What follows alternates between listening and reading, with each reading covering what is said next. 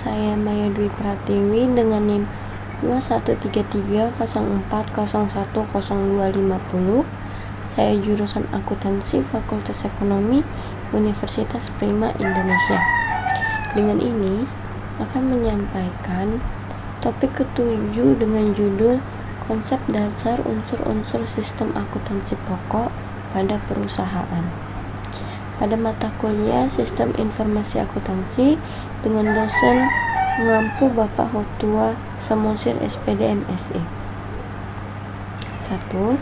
Pengertian sistem akuntansi pokok. Menurut beberapa ahli menyatakan bahwa 1.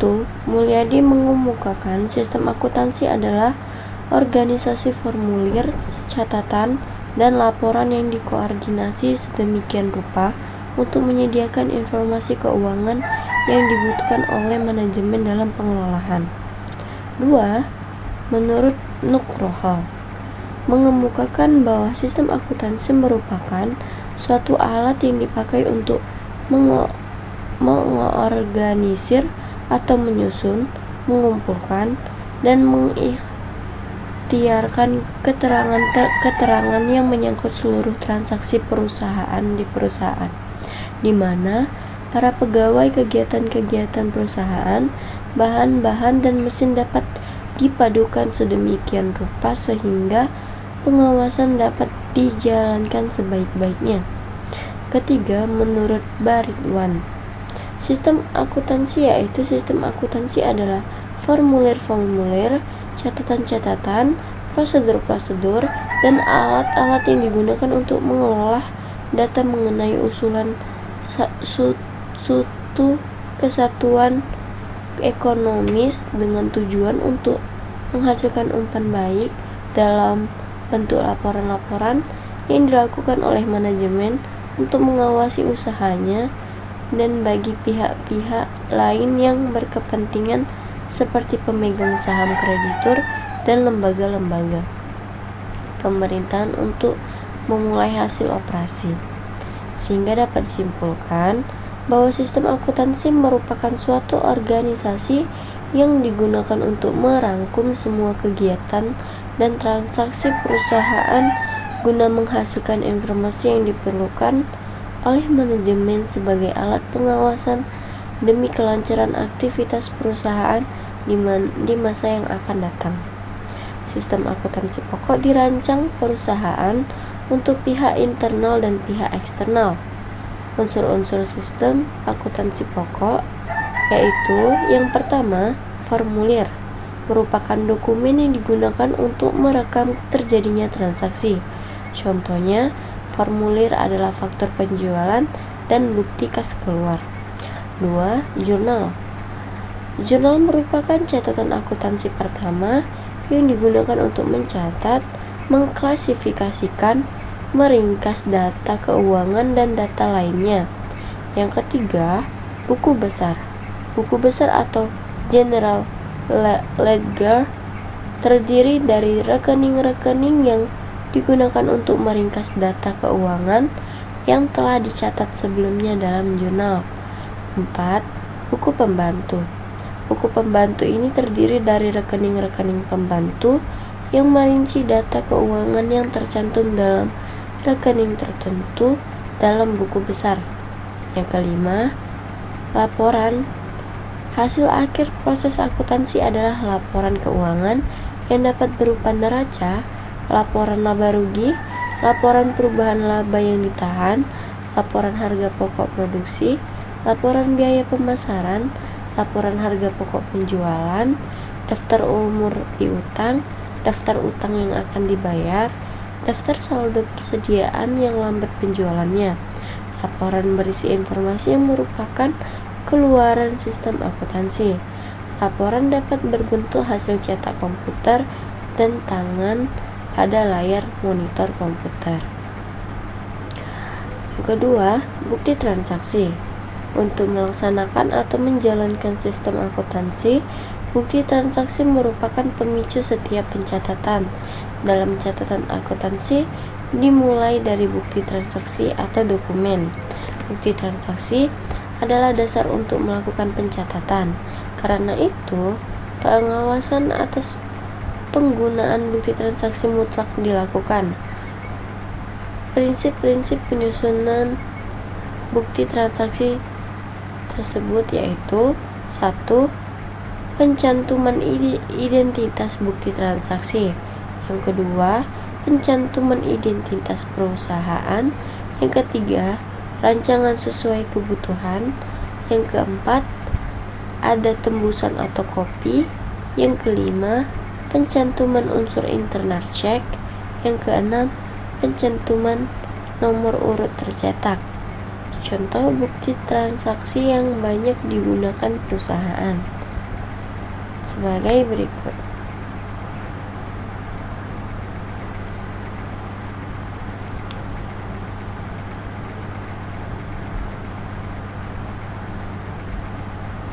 Yang ketiga, jurnal. Dalam pencatatan transaksi terutama yang kebanyakan masih manual, buku jurnal pemegang peranan yang sangat penting karena merupakan catatan akuntansi pertama yang disusun secara kronologis.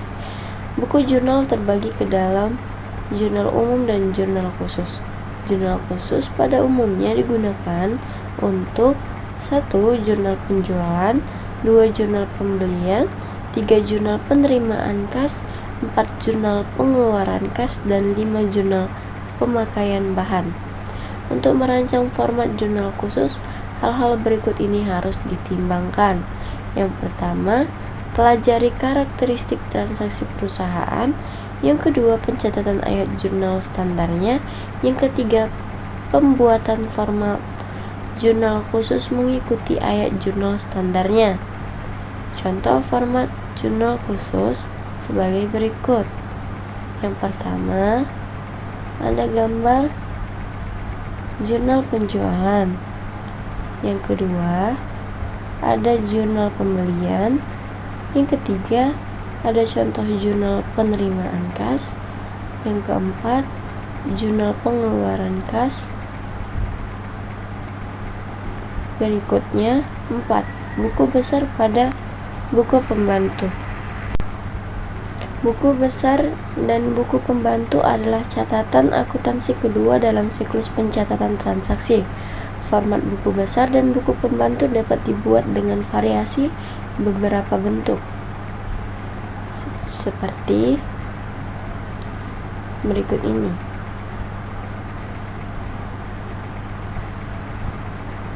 Yang pertama, rekening T. Yang kedua, rekening saldo berjalan dengan suku kolom saldo. Yang ketiga, rekening saldo berjalan dengan 2 kolom saldo. 5. Klasifikasi dan kode rekening. Untuk penentuan klasifikasi rekening, pada umumnya metode yang digunakan adalah pendekatan laporan keuangan dengan mengambil skema laporan keuangan. Misalnya untuk klasifikasi dalam neraca, aktiva yaitu 1. Aktiva lancar, 2. Investasi jangka panjang, 3. Aktiva tetap aktiva, 4. Tidak berwujud, 5. Aktiva lain-lain. Hutang dan modal. Yang pertama hutang lancar, yang kedua hutang jangka panjang, yang ketiga modal.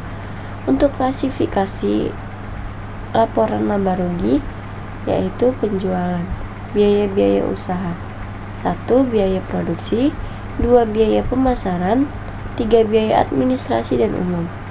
Pendapatan dan biaya di luar usaha yaitu pendapatan sewa dan pendapatan dan biaya bunga. 6. Kode rekening. Penentuan klasifikasi rekening selalu diikuti dengan pemberian kode rekeningnya. Hal ini bertujuan untuk mempermudah dalam mengklasifikasikan, pengidentifikasian, dan pengarsipan. Ada beberapa metode pemberian kode rekening, diantaranya yaitu kode dengan angka urut. Yang kedua, kode angka blok. Yang ketiga, kode kombinasi. Yang keempat, kode kelompok.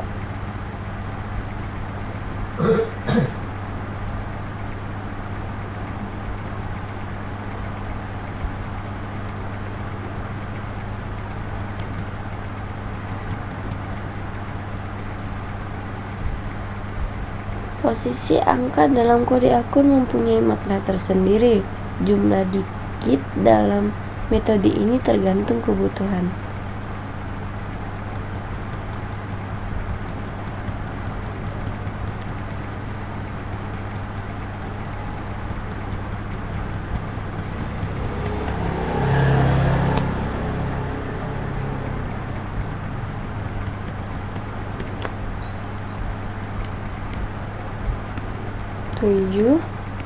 Laporan. Laporan yang dihasilkan sistem akuntansi pokok adalah laporan keuangan dan juga dapat berupa laporan-laporan lainnya. Laporan keuangan terdiri dari neraca, laporan laba rugi, laporan arus kas, dan laporan perubahan modal. Laporan lain yaitu laporan penjualan, laporan harga pokok produksi, laporan daftar umur piutang, laporan persediaan, dan lain-lain.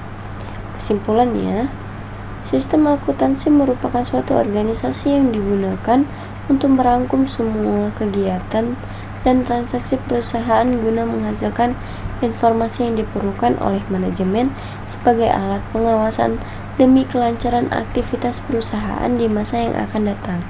Sistem akuntansi pokok dirancang perusahaan untuk pihak internal dan pihak eksternal. Unsur-unsur sistem akuntansi pokok yaitu satu formulir, merupakan dokumen yang digunakan untuk merekam terjadinya transaksi. Contoh formulir adalah faktur penjualan dan bukti kas keluar. Yang kedua, jurnal. Jurnal merupakan catatan akuntansi pertama yang digunakan untuk mencatat, mengklasifikasikan, dan meringkas data keuangan dan data lainnya.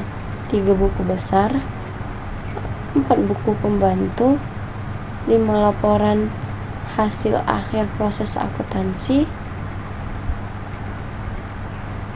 Demikian materi tentang konsep dasar unsur-unsur sistem akuntansi pokok pada perusahaan.